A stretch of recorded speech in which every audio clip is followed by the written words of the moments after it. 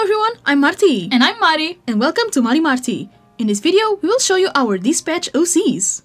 According to Steam, Dispatch is a superhero workplace comedy where choices matter. You have to manage a dysfunctional team of misfit heroes and strategize who to send to emergencies around the city, all while balancing office politics, personal relationships, and your own quest to become a hero. Dispatch was actually gifted to us on Christmas, and we spent the New Year's Eve and holidays playing it non-stop.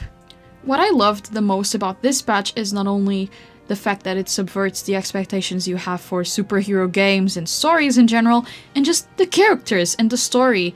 It's so fun, so colorful, the characters are so messy in a way, and that's what kind of makes Dispatch be such an incredible game. The fact that you're not really seeing perfect heroes, you're seeing people who have a lot of flaws, who struggle a lot with their own identities, powers, and insecurities, and wow, I don't know what else to tell you. I think the gameplay is very fun. The premise of it all is so good and well executed. Since we loved the game so much, we tried to make our own OCs just to test our skills and see if we could make a character that would fit into the world of Dispatch. For this video, we'll actually start off by talking about my OC, Thorn. Since we started working on this video and since we had the idea to create our own Dispatch OCs, I just had this thing inside my head that kept telling me that I needed to make a dispatcher who was formerly a villain. In this case, Thorn, my character, was part of the Red Ring, the gang that is commanded by the main villain of the game, Shroud. So, to create Thorn, I reworked the concept from two of my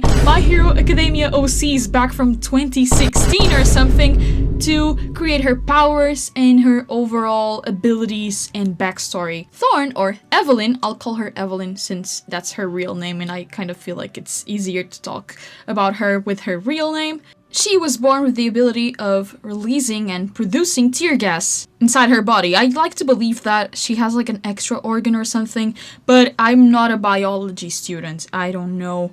I'm not an expert. I don't know how that would actually work if it were put into real life circumstances, but anyway, she's able to create this tear gas that is released through her mouth and through the two holes she has on her cheeks. These holes, by the way, when they open up, and they're also able to stretch and become bigger if she needs to release more quantities of gas. Those holes kind of expose her teeth and oral cavity. I know that's kind of gross, but it makes sense, okay? In my opinion, it makes sense, and I think it gives her a creepy and evil look in some way. She also struggles to speak when she releases the gas and when she uses this specific ability. Her other ability, so not her main power, is the mechanical tail she wears on a corset. So this is like one of her biggest projects ever. She wanted to make this, when she was a villain, she wanted to make this very cool scorpion tail that she could use for battling since she's not really a fighter. Her physique is not really incredible. I'd like to believe that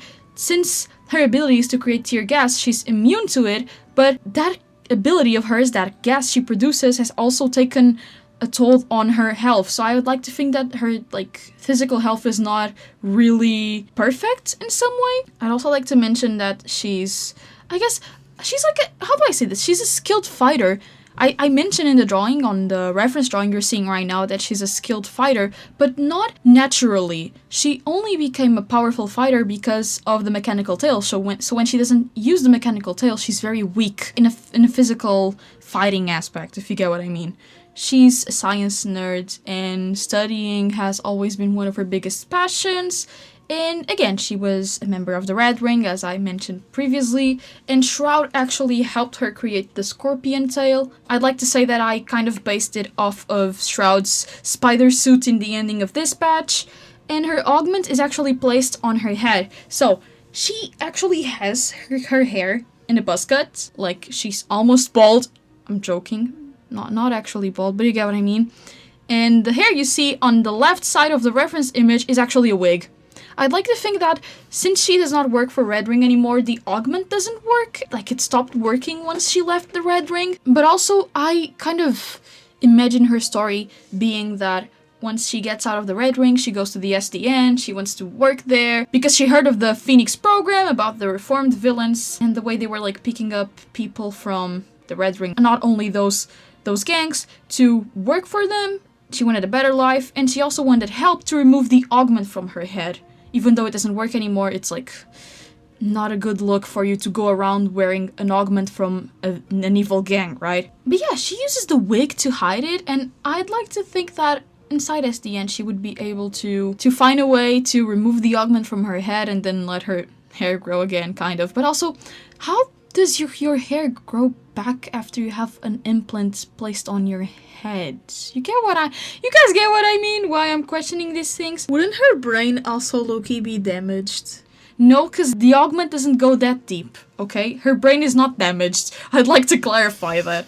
Anyway, she would kind of try to hide the fact that she was part of the Red Ring to, like, her SDN colleagues, but when push comes to shove, she'd go into action too, and she would use the mechanical tail again, because without it, she's not a skilled fighter, and, well, she's a quirky and different dispatcher, if that's how I could put it. So on screen you probably just saw her reference image with her dispatcher look and her villain look side by side, then an illustration I did of her where she's using her powers, where you can see that her skin is actually stretching and the holes on her face are growing so she can release more gas. And my last drawing is actually one that I think is cute and silly, so a completely opposite vibe from her previous drawings, and it's her speaking with Blonde Blazer, something about work, I don't know, and she kind of like, this is a very fanfic kind of thing. She sees Royd across the office and she's like, oh my god, that guy's so cute.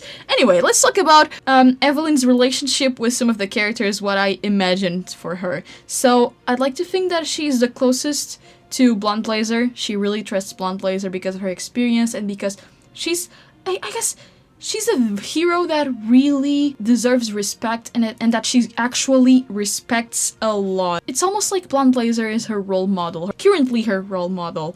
Then she has a crush on Royd. Since they're both like science and tech nerds, I like to think that she eventually finds out that he's like rebuilding the Mecha Man suit and that she's at first very confused by it, but then eventually discovers that Robert is Mecha Man and everything kind of starts making sense to her. I also imagined that she would get along with Chase, and I guess that's it. Out of the like Z team members, I don't really see her necessarily getting along with anyone, to be honest. But if I had to choose someone, I think she'd like to get along with Malevola or Prism, just because they're like the cool girls, they're the baddies. Anyway, that's all for Evelyn. So now it'll be my turn to talk about my Dispatch OC. Unlike Mari, I tried to create a completely new character. I thought of his first, in this case, I had this idea ever since December of last year when I started playing the game.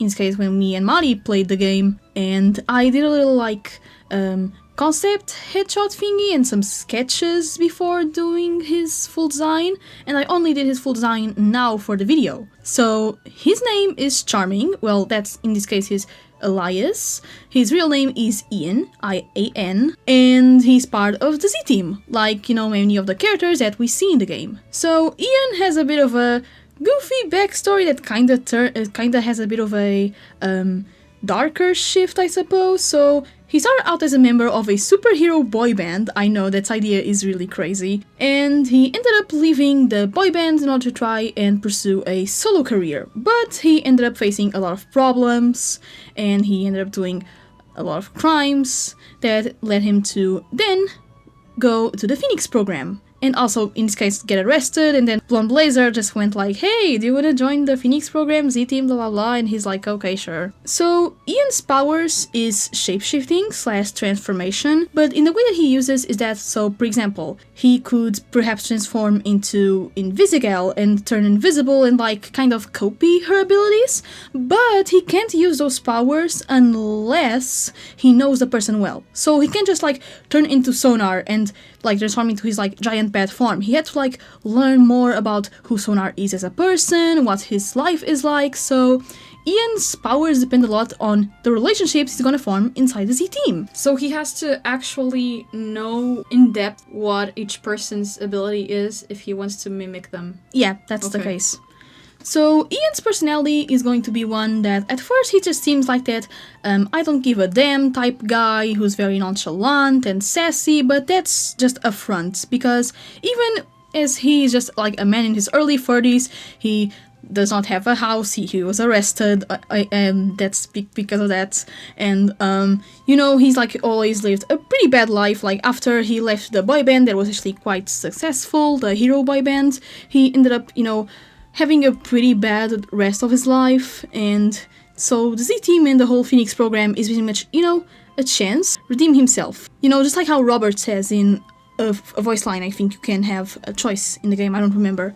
And Ian, as the story goes forward, will end up showing more of his true self, instead of going into this whole, you know, charming is a persona for him. It's not who he truly is. Despite, you know, I really wanted his character to explore the struggles of how, you know, heroes have to be perfect, but he isn't perfect, and he always struggled with his own image. And to him being a shapeshifter of sorts, his real appearance isn't the one you see with like the colorful hair and the, like, in this case that is his like super villain, or in this case Z-team outfit. His real appearance doesn't change much. Like his hair is more darker and he has like more visible beard and eye bags, and he looks more sickly and tired because, well, his real personality isn't, you know, the sassy, nonchalant, I don't give a damn type thing.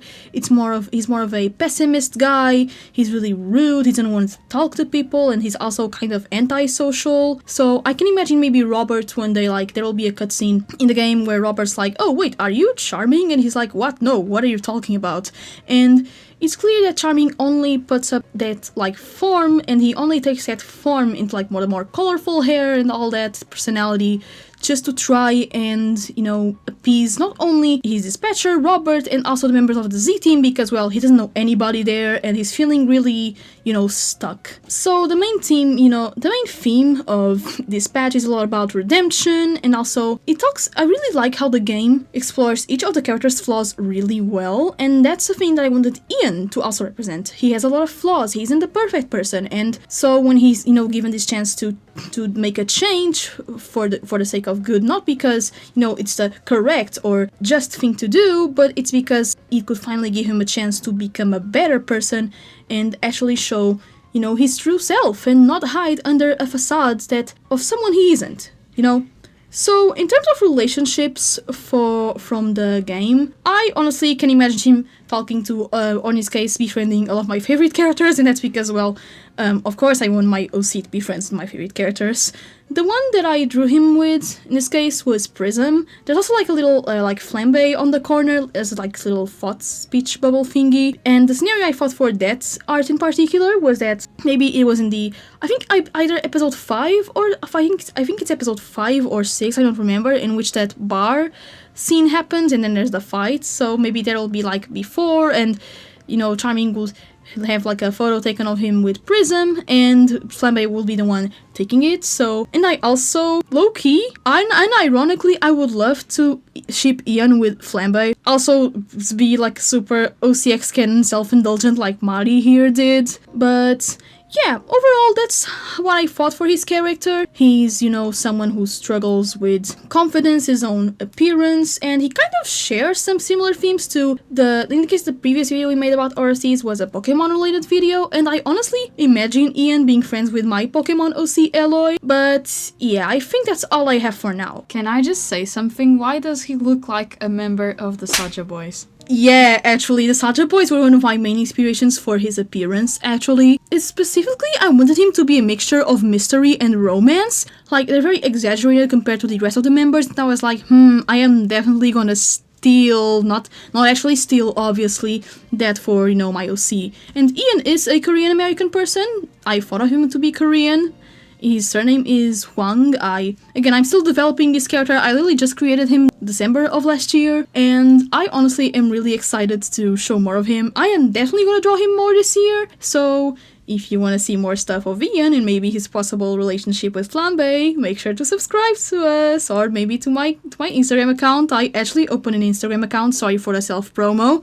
I actually think it would be very difficult for our OCs to get along, low-key. Yeah. They don't really look like a nice match in terms of friendship. Yeah, I totally get what you mean. Evelyn, since both characters want a better life, but she really can't stand people who are a bit too arrogant and full of themselves, even if it's a front. So people like Flambe, your character, really piss her off. I don't know, I just thought of that right now. I just wanted to mention this. And honestly, that will be really funny if we ever draw the characters interacting, like them maybe absolutely hating each other will be funny. Fighting each other, no. Instead of the like typical, oh, we're besties because our creators really like us type of deal. Yeah, I get it. And that is the end of the video. Make sure to like, subscribe, and comment down below if you have any suggestions for future videos. Bye! Bye bye!